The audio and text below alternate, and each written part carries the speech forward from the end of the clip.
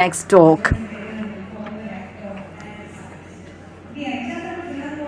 So we are coming to the end of our meeting, and we are giving the floor to Nicolas Hodal, CEO of Genexus, to make his presentation this year called the Redbird, $9 the hour, and everything at 2%.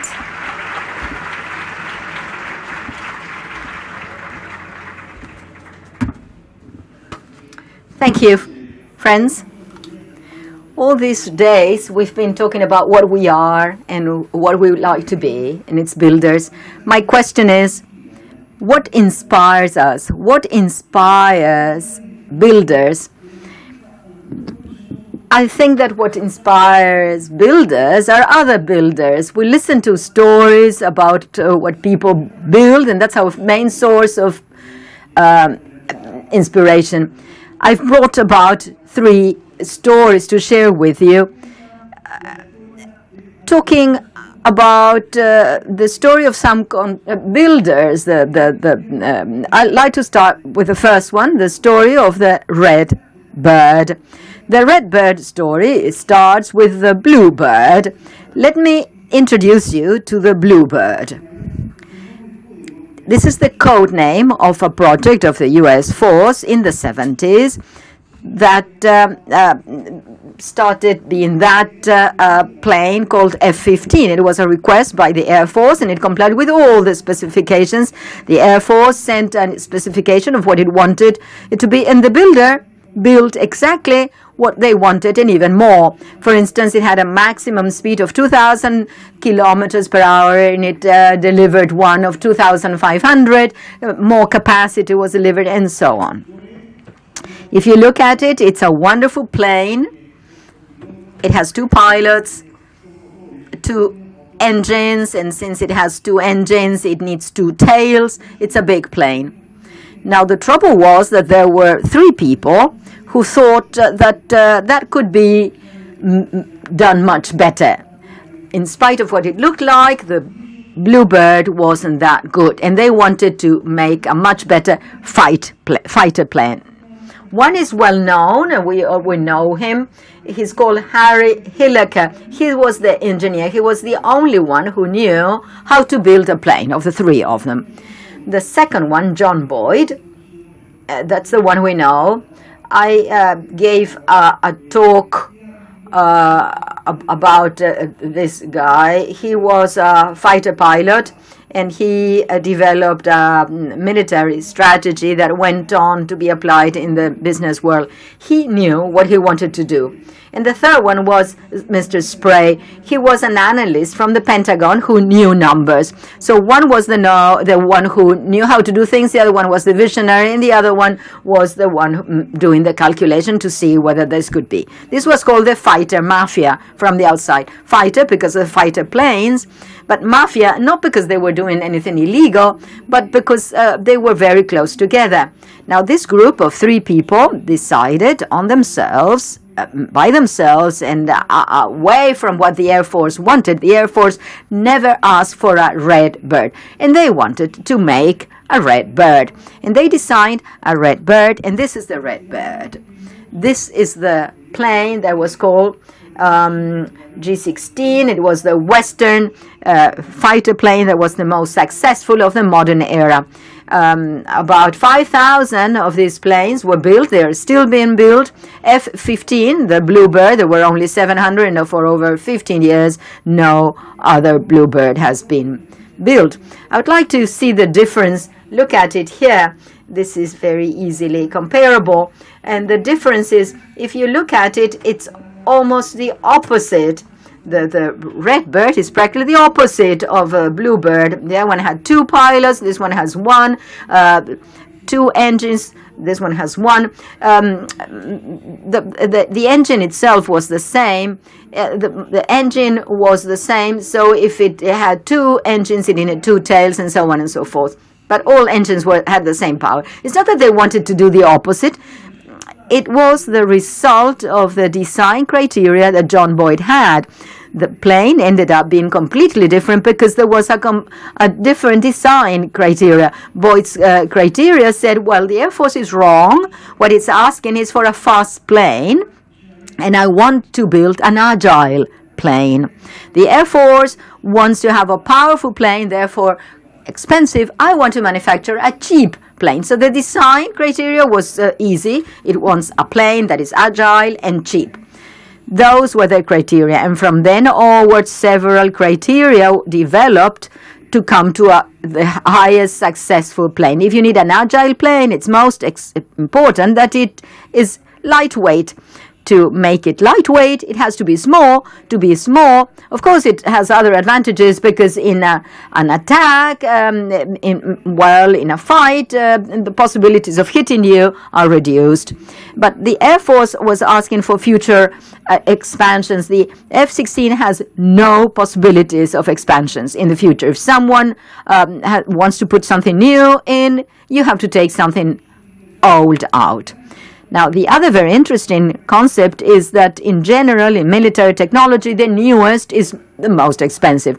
I want, of course, it's much easier to have a cheap plane because you can have 5 planes instead of one that is more expensive, and that's better for any fight. So the decision was not to use high technology, to use the plane with the lowest technology. Incredibly enough, the plane ended up by being of much higher technology than F-16. So Redbird ended up of having much more technology than the other one. It was in the way of commanding it. You generally use a command, a joystick that are connected to hydraulic pumps. And the F-16 was the first fighter plane to be piloted with an electronic joystick. It was the first plane. It's called fly-by-wire, and it was the first one to be flew electronica. Why did John Boyd want a plane with such a high technology? Well, because in that way, the plane was lighter. It was decided, but because he wanted the plane to be lighter. But there was a consequence that is going to have an impact on my next story, is that from the time you pilot a plane electronically, the pilot is never going to pilot the plane. It's flying the plane electronically, and that is the system that pilots the plane. That's the story of the Bluebird and the Redbird. Let me draw some conclusions for it, which I think are important for us. The first one is how important it is to have a clear design. The plane was successful because John Boyd had a very clear thing in mind. Before starting any design, before designing anything, that plane was meant to be successful because there was a design criteria. The second thing, and this is important in a world of so many technologies, they use high technology because it was necessary, not the other way around. It's not that they use high technology because it was in fashion. They use this fly-by-wire to make the plane lighter. And the third issue is that it's always excellent to have a good enemy. F-16, you see, the enemy of F-15 was F-16. They were not fighting against the Russians. They were fighting internally. They were competing internally. But to have an enemy and to know that your enemy is making a mistake, that's a great motivator. And that was one of the reasons of success for the Redbird. Let's continue in the world of planes. And my next story, I gave it the name of $9 per hour. It's a recent story that started in October last year. I'm going to open this at any time, yes, now. In the meantime, I go on saying October 2019.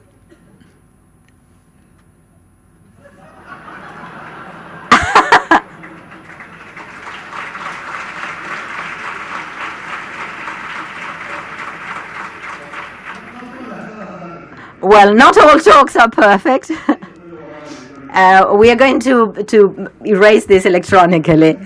Well, don't look at me. Look at the PPT. Now, $9 per hour was that in October last year, a new plane, a 737 plus 8, MAX 8, crashed and everyone died. It was immediately after taking off. And in March this year, a practically similar accident occurred. The same type of plane, the same type of accident. If we look at the telemetry of both accidents, they were practically the same. Once the plane was taken off, there was an oscillation high up. It was growing and growing until a certain point it hit the ground and there was a fatal accident. That was what happened. And it was covered by the media everywhere. Now, the incredible thing is that, everyone wants to know what the cause of this was. The incredible thing is that depending on who you asked, you had another answer. If you ask an economist, he would say, well, it's a clear case of regulator capture. If you ask a lawyer, he would say, well, what happened here was that the regulatory entity didn't have enough rules. We have to put in more rules. If you ask a philosopher, he would say, this is clearly a problem of lack of ethics. Now, any of those three answers are correct. And in fact, that's what happened. But I would like to add another standpoint, and this is something I'd like to tell you, and this has to do with from the standpoint of the builders. What happened, in fact, and I've got a picture here of the 737, in a previous model to the one that had the accident. This is a simple plane. When we travel, we take a 737 100 times. But look at the photograph so that you don't look at me. Look at the photograph. What do you see that is strange or weird about this plane? What do you see that is strange? I think that Valverde hit the target. Well, the motors, the engines aren't round. They are somewhat flat at the bottom. That has always called my attention. Why is it that it's flat? Well, look, the turbine is round. There's no way out. But the part at the bottom is flat. Why? Why did they make it flat? Why did Boeing have to flatten it? Now, the explanation of this is this other plane. This is the Airbus 320 Neo. It was announced, it was launched in 2011 for the first time. It flew in 2015. What do you see weird about this plane? Well, the first thing is that it has that question of the flaps. It's called wheelets, and so that it spends less fuel. But everyone copied it, and that's easy to copy, and you'll see that all modern planes have winglets. Now, the plane goes on being very common, but if I ask you what's the criteria for the design of this plane, what's the design criteria? Look at the photograph. Unbeatable fuel efficiency. The design criteria was so clear and so strong, and they really believed in themselves so much that they painted the roof of the plane with that criteria. They said, no one is going to win us out, Daddy, for fuel efficiency. That's what they wrote. They were fully persuaded that Boeing had no way of winning them out. And this was like a bomb for Boeing, and it was a bomb in the commercial world, because all airlines, what they wanted to do was to buy the plane that was more efficient. Now, the question was how to make it more efficient. What did they do? What changes did they make to make it more efficient? And the way was to look at the two planes, a photograph at the same scale. You have Airbus 320, and on the other hand, Boeing 737. These are very common planes, but what's the main difference? What's the main difference? One is much higher than the other one. The Airbus is higher. Now, why is it higher than the other one? Because of a very simple reason, because they wanted to put in a larger engine, because larger engines are more efficient. That was one of the causes why the Airbus 320 was more efficient, because the plane was bigger.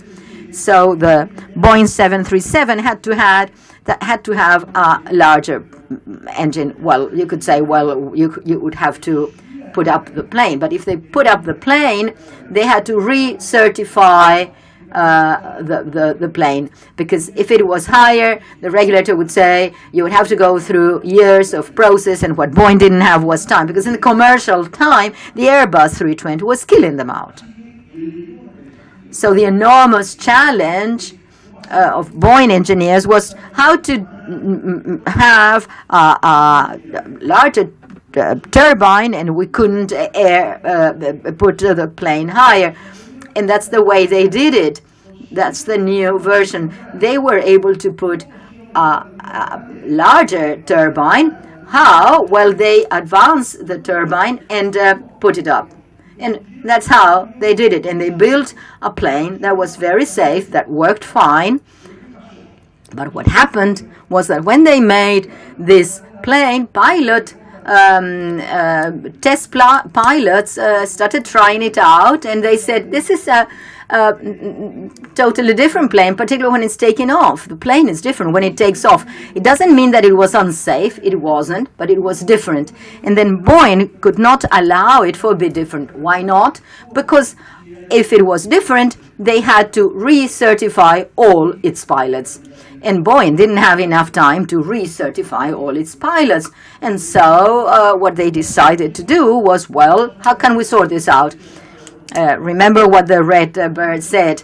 Let's get inside the model, and with the software, we are going to make the 737 MAX 8 to behave exactly in the same way as the previous one. We're going to deceive the pilot so that he thinks it's the same as the previous one. So what they had to do was to program, to put in a software in the plane to behave in that way. And to make that software, what they had to do, there was no experience. Airbus had been using this type of software in its planes since the 90s. Boeing had denied, had refused to do it. It was running behind, and it didn't have enough people to do it, and so they decided to hire more people. If we have to hire more people, what we have to see is how much they charge per hour. And they got a company that would charge them $9 per hour. And the software ended up by having a very serious error. It wasn't really known what happened, but sensors were giving out false values, and whenever it was going up and down, the software thought that the plane was going up, and so it was making it go down, when in fact it wasn't going up. And so that oscillation that you could see was a fight between the algorithm and the pilot. The pilot wanted to move the plane up, the algorithm wanted to push it down, and the algorithm won. In the other cases, the pilots were able to solve it, and in those two cases, the algorithm won out. That's the story of $9 per hour. Let me give you some takeaways here. The first one, you have to bet on software early as possible. Airbus in the 90s bet on software. It had enough time to do it. Boeing had no time left to bet. That's the first thing. The second takeaway is that that to make software is hard. You're going to make mistakes.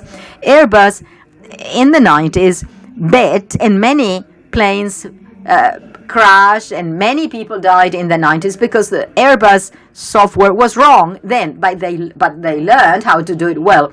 Now that learning process is being suffered by Boeing, and it has very little time. And the third takeaway, as my granny said, and not to do any advertisement in this industry, you get what you pay for. So $9 per hour was extremely expensive. But let me clarify this. I'm not saying that programmers working on this were bad. That's not what I mean. What I mean is that there was a cultural problem. When Boeing had to hire programmers, he said, Programmers are somewhat similar to designers. Engineers would send a drawing to designers, and they make a plan. So they are going to get a specification, and engineers will send a specification, and programmers will design it. But in complex things, that never happens. Those coming from the bottom have to tell those at the top what there. It's not that I send the specification and that's it. Those who are finding problems at the bottom have to tell those that are at the top, and you make this loop. It's not that they bought cheaply, it's that they didn't understand the cultural change which involves making software. That's my story about $9 per hour. Let's go to my third story. It's not about planes, don't worry. I'm going to take water again. I'm a bit afraid now, but all right. Okay, quite well. All right. This story is called Everything for 2%, and it occurs in the world of payment means. To tell you this story, the first thing I have to do is to give you a context of the world of means of payment. As it happens in the modern world, when you look at it from the technological standpoint, it's wonderful, but it's extremely complex. I mean, how these ecosystems work, it's incredible how the world of means of payment works. I'm just going to give you the minimum essential things that I need to tell you this story. This is an oversimplification. The world is much more complex. But in the world of means of payment, the first thing was cash. If someone paid me, he would pay me with a bill. The key word here is trust. Who you trust when someone pays you. When you are paid with cash, there are 2 points of trust. The first one is that the bill is not false, and I also have to trust the government. As time went by, other means of payment appeared. The one I'd like to highlight is checks. When checks appeared, then banks appeared, and it's a very practical means of payment for many things, but there was another point of trust. Who do I have to trust when I get a check? I have to trust that the check is well done, well signed, because I have a problem because my signature is never the same. And that account must have funds, and that the bank has funds. Is that there is no bank run and everyone left. So that's the world of the banks. And then we started with credit cards in the world to pay for dinner and so on. But credit cards also had the problem of trust. Why would someone trust a Visa or a MasterCard? How did these credit cards solve the question of trust? Well, they mounted on the trust on banks. And although we all say, I have a Visa card, I don't. What I have is a Visa card of Itaú Bank or a Visa card from Santander Bank. In the world of means of payment, we call that the issuing bank. The issuing bank is the one that takes the largest part of the fee in a credit card. Suppose that a commission is 2.5%, 2% goes for the issuing bank. The lion part is taken away by the bank. Why? Well, there's a raison d'etre. It's the one that is running the risk, and that's all right. It's not that it's not correct.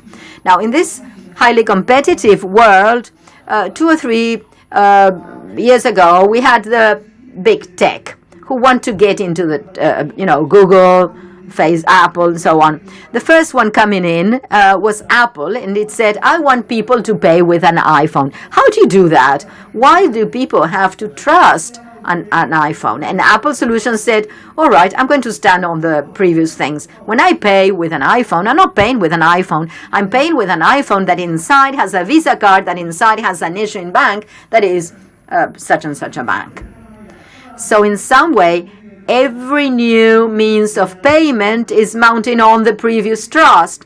that's what it's doing. Now, how do players compete here? Well, they compete basically with three weapons. One who pays better fees, and they pay with friction. And this is something that we have to take into account, the friction time. I have lunch at a buffet restaurant at Lato every day. It's very easy to choose your food. Now, to pay takes a long queue. All the queues are there to pay. There is a big friction there. And many of the things that technology promises is that I have to reduce friction at the time of payment. And then there are new cases of use, who I can get to, that is, who I can reach. All right, fine. This is my introduction. This is the battlefield. And they were all competing there until in June this year, there is a completely different game, a completely different competitor in a completely different game. That's Facebook. Now, Facebook, look what Facebook announced. It launches a new cryptocurrency called Libra. It doesn't say it's launching a new means of payment. It says it launches a new cryptocurrency called Libra. In my story, I want to tell you what this is about. What is Facebook doing or wants to do with this cryptocurrency? Well, we have to see what Facebook says that this currency is going to be used.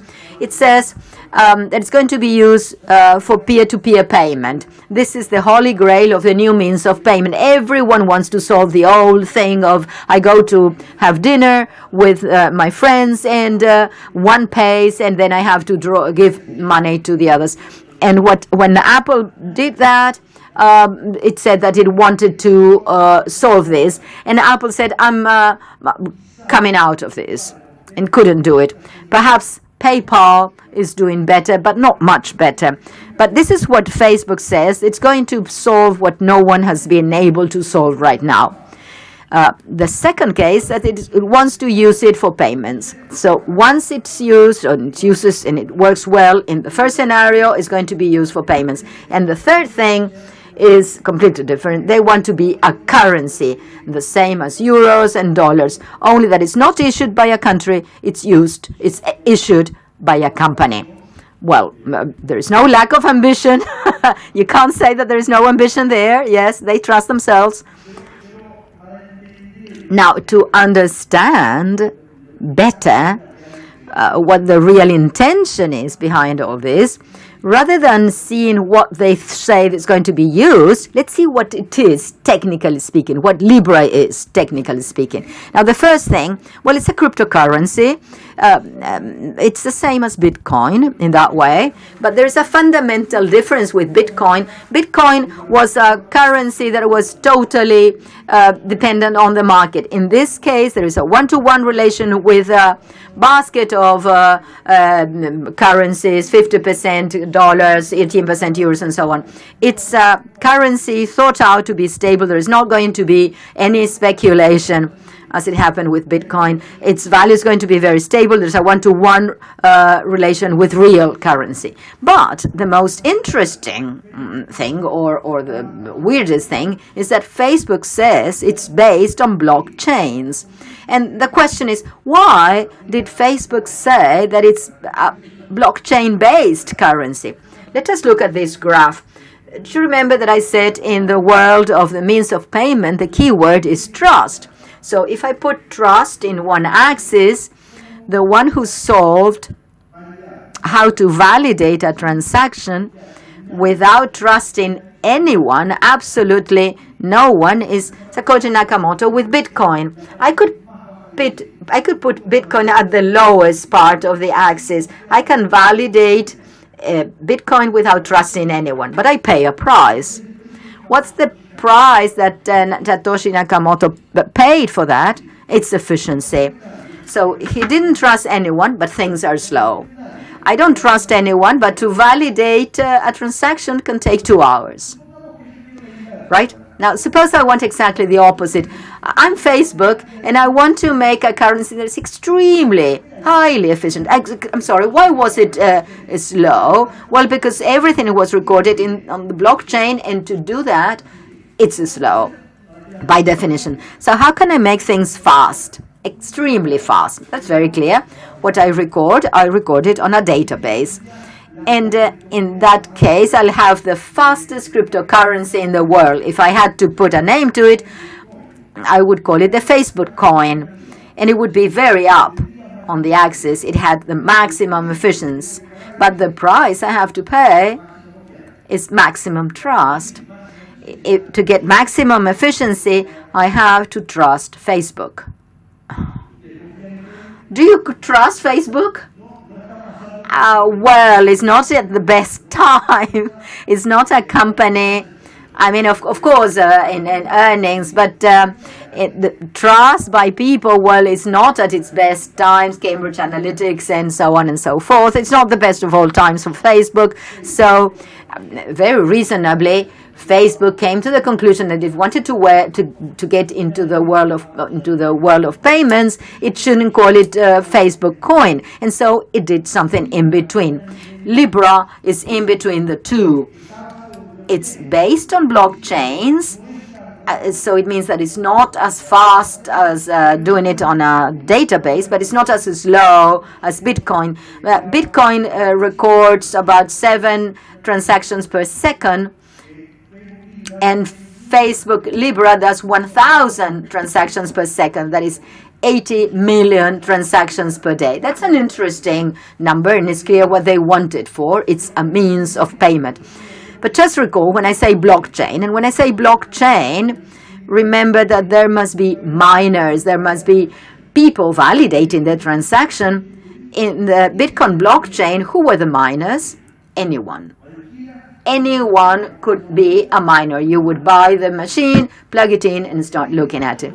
In this case, this is different. This is an exclusive club. When I read that piece of news and I read it's an exclusive club, okay, I may be interested.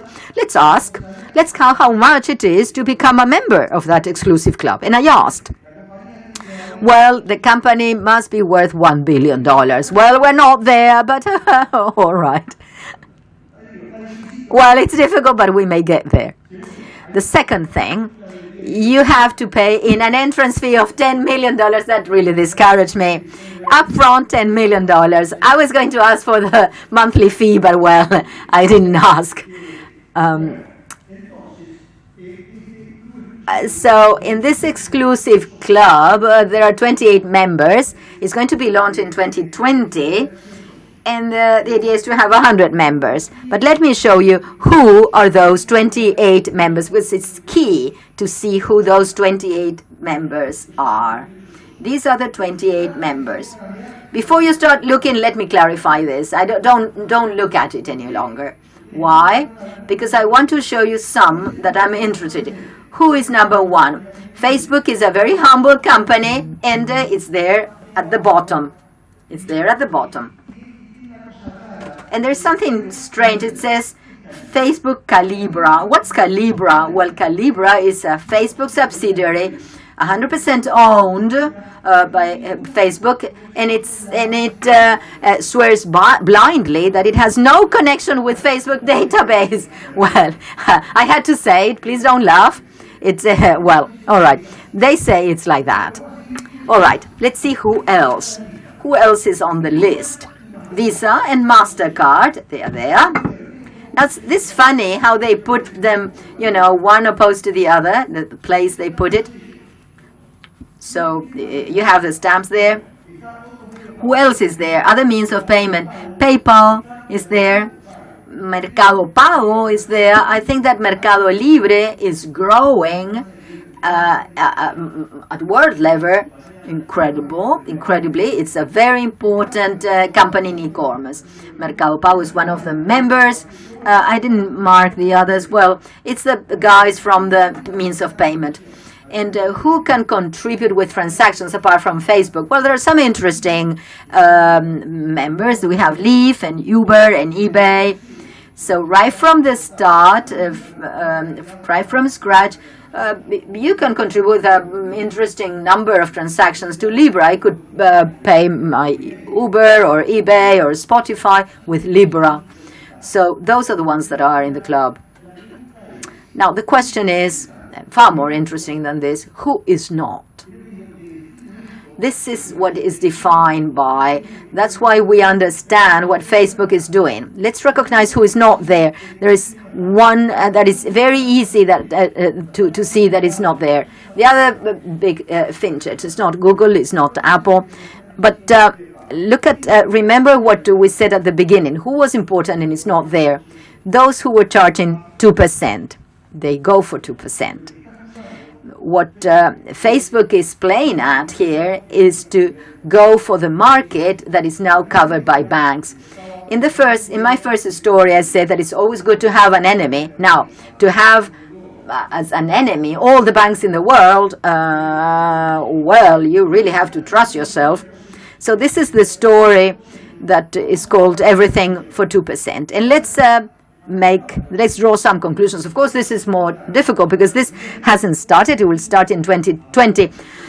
How do I dare draw conclusions? In the first place, you're going to ask me whether this is going to be successful or not. I have no clue whether this is going to be a world success or a failure. But independent of that, I think that there are three things that are important for us and that we can already learn from them, from what they've done. The first one is that Facebook knew that if it controlled the coin, no one was going to use it. So it handed the control over to get the use. The one dominating Libra is not Facebook, it's Libra's consortium. It's that group of 28 companies. It handed over the control to get the usage. The second thing is, how can we believe that what Facebook said is true? Because he wrote it in stone. He said this is the case because it's blockchain based. So they used technology because they needed it. It's not that they use blockchain because everyone is talking about blockchains and artificial intelligence. So no, they use it because that was the way of persuading regulators that they are not controlling. That Facebook is not controlling what's happening. And in fact, this idea that whenever we have a question of cooperating among competitors, the reasonable modern way of doing it is using some kind of blockchain. And I think that's it. And the third thing, and I would like to follow our teacher Alice's, because to talk about a story which is still under development, it's very easy to mix up what it is, what it should, and what I want. I tried so far to show you the story as it is. I tried not to get into the story. I told you what I understand what it is, to get as little confused as possible. How it should do, well, regulators are going to define it. If the banks in the world approve this or they don't. This is a tremendous discussion to be held. I can't really do anything about the should. Now, what do I want? I don't like it. In the same way, when I was talking about Libra, when I was talking about, Bitcoin, he corrects himself, big invention by Nakamoto. This is not something that I like. But if I only told you what I liked, well, I would miss 90% of the reality. So this is what I wanted to present to you about what's happening with Facebook and Libra. You may say, so what? What's this for? Why is it useful for us? I think that there are three direct things that we can learn in our community from all this. From the first story, we can learn that agility is far more important than speed. What's important is the capacity that we may have to change opinion, not to get to a point. We go to a point and we change to go to another one. What does this mean? Is the capacity that Nexus has to make prototypes, and that it's much more important now than before, because now we have people who don't know where to go, all of us. If we don't know where we are going, then we have to experiment. We have to test the capacity for prototyping. Our agility is far more important than the speed to which we get to one single point. The second thing is software. To do software, to make software is hard.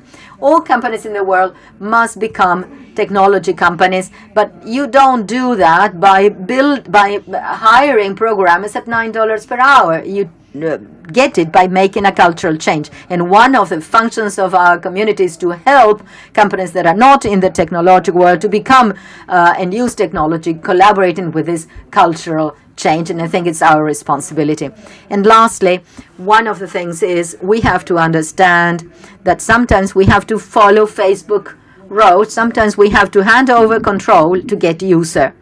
In specific terms, this means that all of us making products in some way have to become a platform. We have to have APIs so that our products are used in ways that we never thought they were going to be used.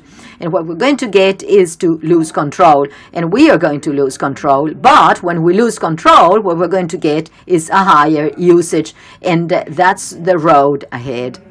So, my friends, to conclude, I would like to show you the name of my talk, The Red Bird, $9 per hour, and everything for 2%.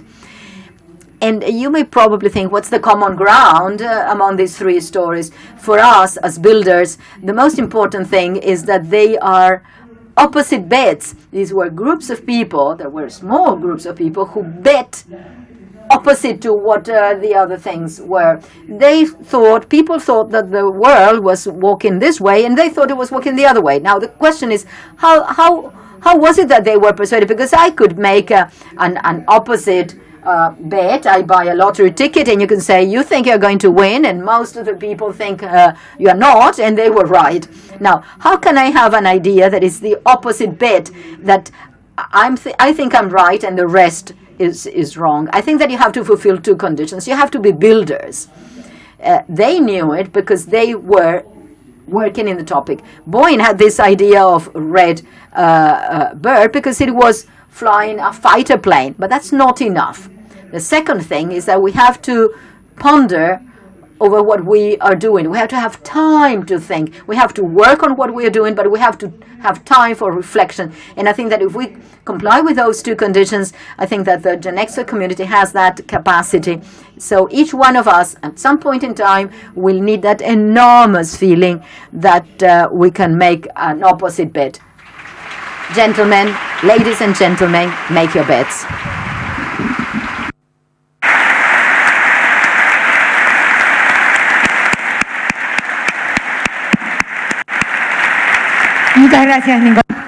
Thank you very much, Nicolás. So the only thing left is to thank you all for your participation and invite you to the cocktail party.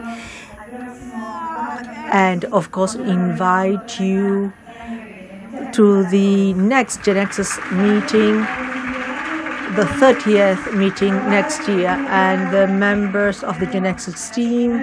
Let me remind you that we are going to take our photo as usual, so please come to the stage.